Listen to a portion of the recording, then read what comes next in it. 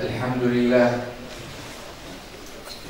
لله المتفرد باسمه الأسماء المختص بملكه تعالى الأحماء الذي ليس دونه منتهى ولا وراءه مرمى وسع كل شيء رحمة وعلما وأسبغ على أوليائه نعما عما فبعث فيهم رسولا من أنفسهم عربا وعجما فنشهد أن لا إله إلا الله الواحد المتعال جل عن الشبيه والنظير والمثيل والمثيل ونشهد أن محمدا عبده ورسوله وصفيه من خلقه وحبيبه أوصيكم ونفسي بتقوى الله وطاعته وهي وصية الله في خلقه حين قال ولقد وصينا الذين أوتوا الكتاب من قبلكم وإياكم أن اتقوا الله وإن تكفروا فإن لله ما في السماوات وما في الأرض وكان الله غنيا حميدا. نسير في سلسلتنا بعد أن ذكرنا الموت وبعد أن ذكرنا حال المؤمن في قبره وبعد أن ذكرنا حال الفاجر حال العاصي الفاجر في قبره نذكر اليوم بمشيئة الله وحفظه نذكر ماذا يقع بعد القبر. أحداث عظام تقع عند بعث العباد إلى ربهم بعدما أحياهم لما كانوا موتى لما أخرجهم من قبورهم جمعهم لما تشتتت أجسادهم وهو علام الغيوب يعلم ما أكلت الأرض منهم فهو القادر سبحانه وتعالى أن يرجع كل شيء في مكانه. إنما أمره إذا أراد شيئا أن يقول له كن فيكون. قال الكافرون في عهد نبينا محمد عليه الصلاة وأزكى التسليم هذا شيء عجيب أإذا متنا وكنا ترابا ذلك رجع بعيد ذلك رجع مستحيل. فيجيبهم المولى جل في علاه قد علمنا ما تنقص الأرض منهم وعندنا كتاب حفيظ. فإذا نفخ في الصور الكل يقوم حيا حتى الدواب إلا أنها ليس لها لا جنة ولا نار يحشرون على أرض بيضاء. والحشر هو الجمع لقوله سبحانه وتعالى في سورة الكهف وحشرناهم فلم نغادر منهم أحدا. قال أهل التفاسير منهم الطبري وغيره رحمة الله عليه أجمعين أنه معناه الجمع يجمع الأولين والآخرين على أرض بيضاء نقية ليس فيها معلم لأحد فلا يلتفت بعضهم إلى بعض فلا يقول هذا بيتي أو يقول هذه سيارتي أو يقول هذا بستاني هذه بلادي هذه مدينتي. لا، الأرض لله الأرض كانت لله والأرض لله وهي إلى يوم القيامة لله سبحانه وتعالى. أرض الله واسعة الناس سواسية كلهم عراة كلهم متساوون إلى أن يحكم الله بينهم. من الذي أخبرنا بذلك؟ الذي أخبرنا بذلك نبينا محمد عليه الصلاة والسلام. أخبرنا نبينا عليه الصلاة أفضل صلوات أن الله سيجمعهم جمعا أو سيجمعنا جمعا لقد أحصاهم وعدهم عدا وكل وكلهم آتيه يوم القيامة فردا ونفخ في الصور فإذا هم من الأجداث إلى ربهم ينسلون قالوا يا ويلنا من بعثنا من مرقدنا هذا ما وعد الرحمن هذا ما وعد الرحمن وصدق المرسلون لا يلتفت بعضهم إلى بعض ولا ينظر بعضهم في بعض إنما كلهم مشفقون مما هم مقبلون عليه. وقد ذكر النبي عليه الصلاة والسلام أن الشمس تدنو من الخلائق يوم القيامة حتى تكون منهم على قدر ميل فإذا اشتد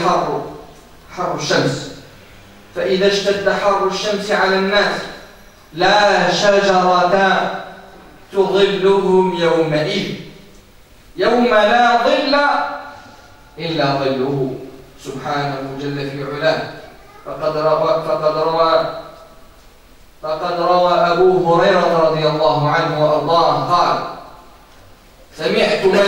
سمعت رسول الله صلى الله عليه وسلم يقول من يتكلم المصطفى صلى الله عليه وسلم والمصطفى لا ينطق عن الهوى. ماذا يقول نبينا عليه الصلاة والسلام؟ 7 يظلهم الله يوم لا ظل إلا ظله إمام عادل القاضي الملك رئيس جمهورية وزير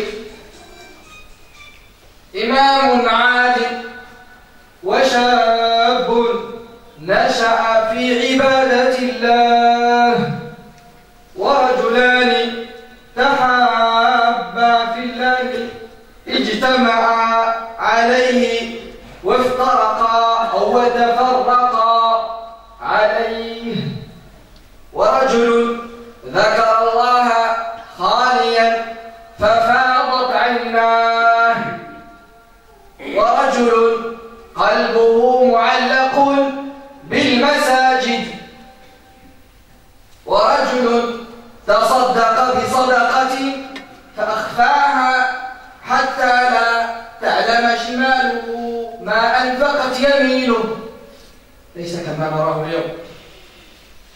إن المرأة لا ينفق اليوم ويريد أن يبرزها وأن يريها الناس فيقول يا فلان تفضل ويعطيها أمام الناس ما فعلها إلا رئال فيقول وهو في مجمعه يقول للناس أنا قد تصدقت لفلان وقد تصدقت للمسجد الفلاني وقد تصدقت للشخص المريض الفلاني وللفقير وللجمعية الفلانية. أين إخلاصك لله؟ ورجل تصدق بصدقة فأخفاها حتى لا تعلم شماله ما تنفق أو ما أنفقت يمينه. ورجل دعته امرأة ليست ككل النساء المرأة امرأة ذات منصب وذات جمال فقال إني أخاف الله رب العالمين. هذا كان جوابه لها. اللهم اجعلنا برحمتك وفضلك ومنك وكرمك وجودك من أولئك السبع. اللهم اجعلنا من واحد من أولئك السبع الذين يظلهم الله يوم لا ظل إلا ظله.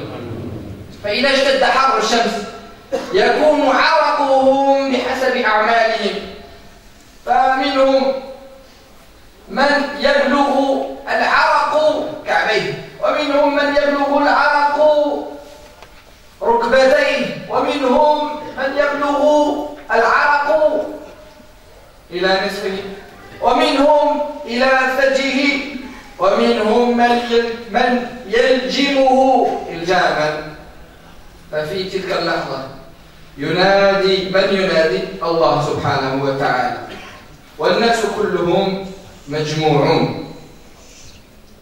سبحانه وتعالى ينادي بصوت يسمعه الكل، القريب والبعيد، ويفهمه الكل. مهما اختلفنا في اللغات يتكلم الله بصوت واحد يفهمه الكل، فيقول سبحانه وتعالى: لمن الملك اليوم. والملوك تسمع، والرؤساء يسمعون، والرجال يسمعون، وقادات الجيوش يسمعون. لمن الملك اليوم. الحيوانات تسمع ولا تتحرك. الأسد ملك الحيوانات لا يتكلم، ينظر. لمن الملك اليوم. فيجيب نفسه بنفسه سبحانه وتعالى فيقول: لله الواحد القهار. اليوم تجزى كل نفس بما كسبت لا ظلم اليوم إن الله سريع الحساب. أنت الملك لا شريك لك، والشكر والحمد والثناء لك. إن الملوك إذا شابت عبيدهم، إذا كبرت عبيدهم، إن الملوك إذا شابت عبيدهم أعتقوهم عتق الأبرار. وأنت يا سيدي أولى بذلك كرما، أعتقتنا اللهم من النار. والحمد لله رب العالمين.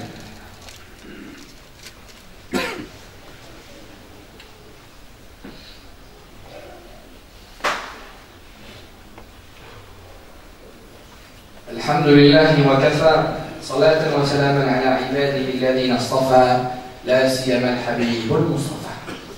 Louange à Allah, louange au Seigneur de l'univers, louange au roi des rois, louange au vivant qui ne meurt pas, qui ne meurt jamais, louange à Allah Azza wa Jal qui a créé l'univers et qui a fait de l'univers sa création, l'univers qui a toujours besoin de lui.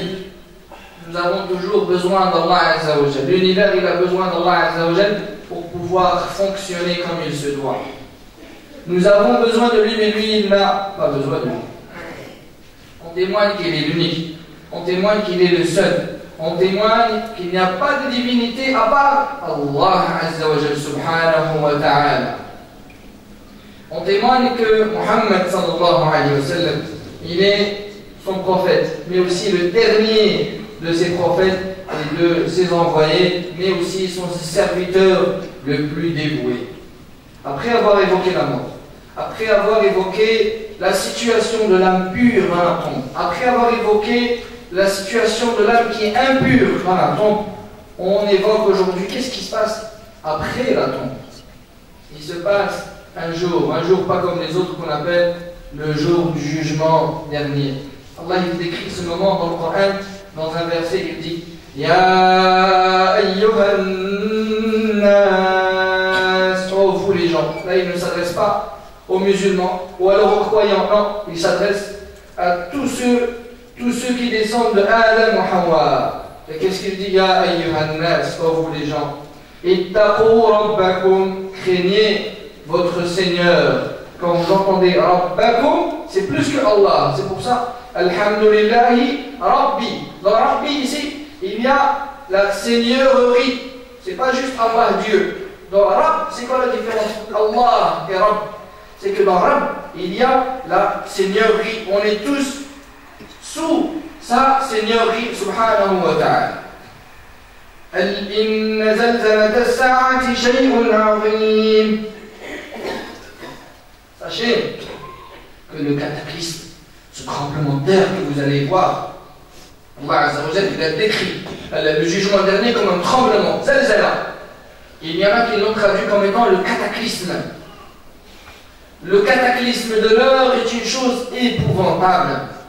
يوم ترونها, quand vous la verrez, تذهل كل مرضعة عما أرضعت. Toute personne, toute femme qui aura un nourrisson entre ses mains, par peur et tellement elle sera choquée, eh ben, elle laissera tomber son nourrisson. تذهل كل مرضعة عما أرضعت. Alors que le nourrisson il est en train d'allaiter. Alors qu'il est en train d'allaiter, elle le jette. Tellement elle est choquée par... Elle est épouvantée, elle est effrayée par ce qu'elle voit. Et chaque femme qui sera enceinte, tellement elle sera effrayée, tellement elle sera choquée, ce qu'il y a dans son ventre, il tombera. Pas par sa volonté, contre sa volonté, tellement elle sera effrayée de voir tout ça. Ouais, tout qui se retourne. Qu'est-ce qui va se passer? L'enfant, s'il est de chair, s'il est devenu déjà, s'il a dépassé les 4 mois, et s'il n'a pas dépassé les 4 mois, il va tomber. Comme tel qu'il est, il va descendre. Non de sa volonté, mais de l'épouvante qu'elle voit devant elle, de ce qui l'effraie, de ce choc. Et tu vois des gens, ils sont ivres. Mais en fait, ils ne sont pas ivres.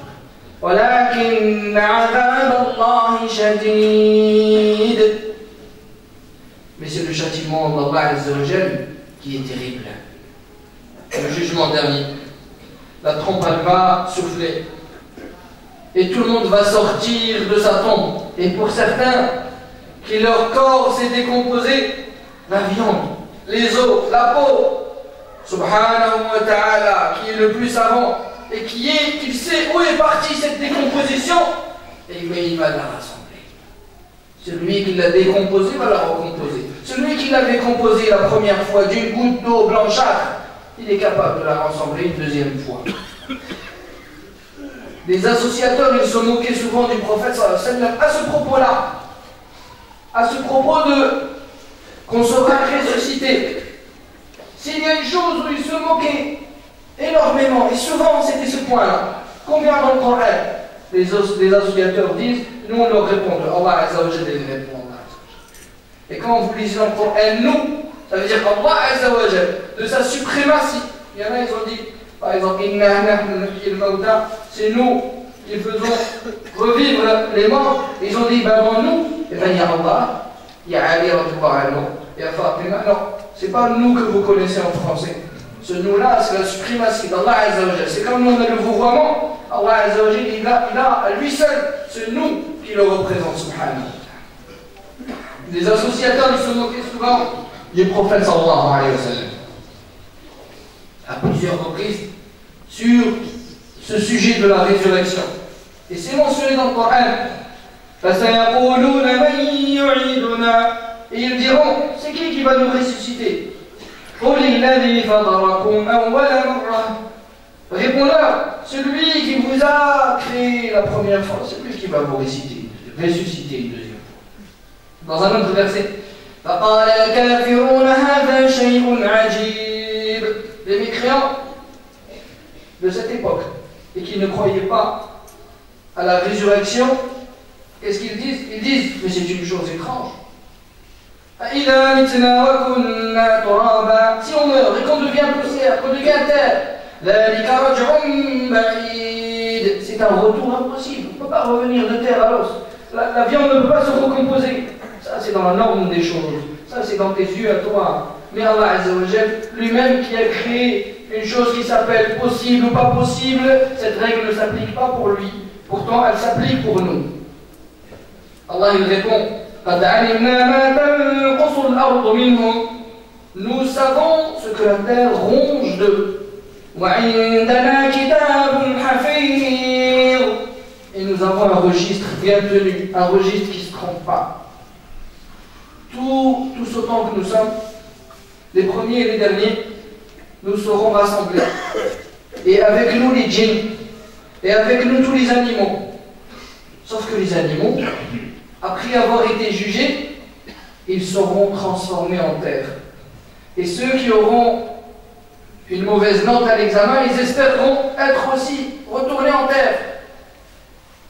On sera tous rassemblés dans une terre blanche, où il n'y aura pas de signe. Personne ne dira, ah, ça c'est mon quartier, ça c'est ma ville, ça c'est mon pays, ça c'est ma voiture, ça c'est ma maison. Non, il n'y a pas de signe. La terre appartient à Allah. Elle était à Allah, mais elle appartient à Allah et elle restera toujours pour Allah. Ardullahi wasi'a. Dieu, jamais dans un de ses livres, il nous a ordonné de coloniser la terre. Mais il nous a ordonné de prêcher sur terre. Quand on sera rassemblés, on sera tous nus. On sera tous nus. Et on sera, bien sûr, pieds nus. Personne ne regardera son voisin, personne ne regardera sa voisine. Pourquoi? Tout le monde sera effrayé. Effrayé de ce qui nous attendra.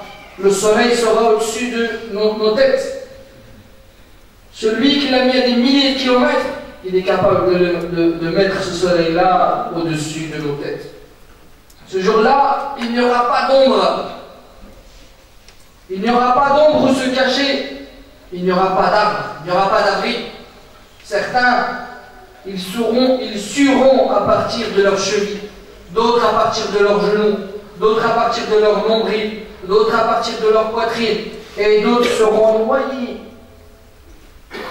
En fonction de quoi? En fonction de leur action. Mais certains auront le privilège d'être sous l'ombre. Quelle ombre? L'ombre du trône d'Allah subhanahu wa ta'ala. Le premier, un imam juste. On dit un imam, on parle d'un juge. On parle d'une personne qui avait une responsabilité. On parle d'un roi, on parle d'un ministre, on parle d'un président. Un imam juste, qui a été juste. La deuxième personne, deux hommes qui s'aimaient en Allah et ils se sont rencontrés en Allah et ils se sont séparés pour Allah. La troisième personne, un homme isolé, personne à côté de lui. Et qui a invoqué Allah et qui a pleuré Allah. La quatrième personne, un homme qui son cœur était attaché aux mosquées. Aux mosquées, pas une mosquée. Pas je vais à la mosquée des Marocains, la mosquée des Algériens, la mosquée des Turcs. Mosquée, je rentre dans une mosquée, c'est ma maison, c'est la maison d'Allah Azza wa Jalla. Pas de différence. Son cœur, il est rattaché aux mosquées. C'est à cet endroit-là où il se sent bien. Tu as des gens qui sont là, ils regardent leur montre. Ah, c'est quand que je vais partir.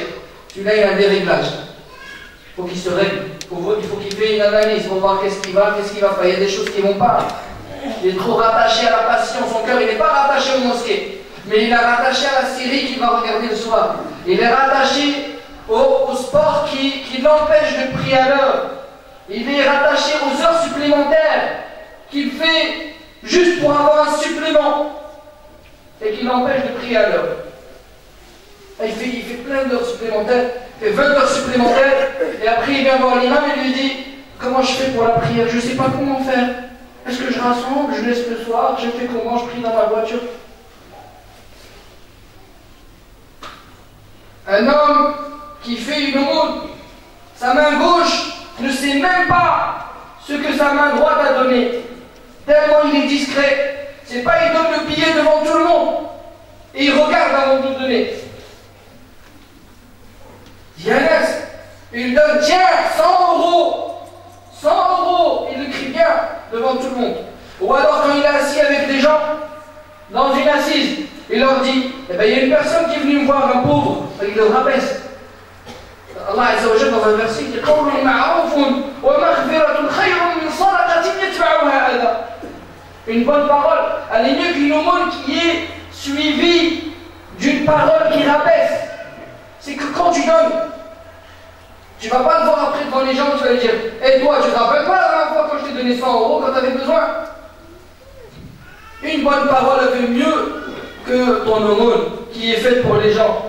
Cette personne-là, elle a donné sans que sa main droite ne sache. Bien sûr, c'est une parabole, c'est une image, tellement il a été discret. Et la dernière de ces personnes, c'est un homme qui s'est fait séduire. C'est pas lui qui est parti chercher, c'est la femme qui est venue le chercher, qui s'est fait séduire par une femme.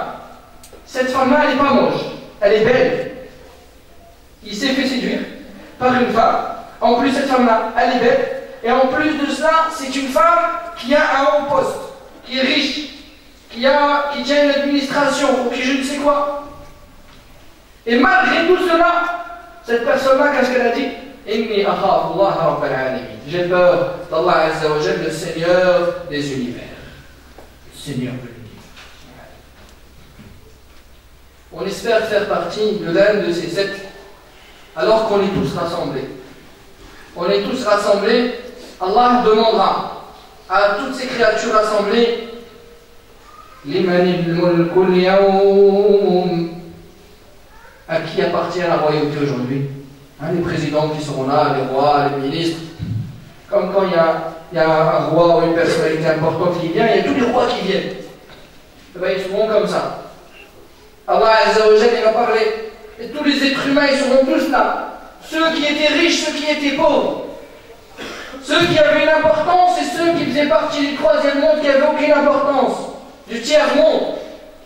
Tous seront rassemblés. Allah Azza wa Jalla dira, à qui appartient la royauté aujourd'hui? Les personne ne parlera. On n'entendra même pas une mouche voler. Silence total. Même le lion, le roi des animaux, rien à dire. Les êtres humains, ceux qui se disaient tout le temps, dès qu'ils trouvaient une occasion de parler, dès qu'ils trouvaient une occasion de casser l'âme de la communauté. C'est facile de se lever, de parler, de sortir les défauts des gens. Si tu as quelque chose à dire, va dire. Entre toi et lui, si ton cœur il est propre. Et s'il n'est pas propre, fais ce que tu veux. Même ces gens-là, ce jour-là, ils se tairont. Ils ne diront rien. Allah va répéter. Et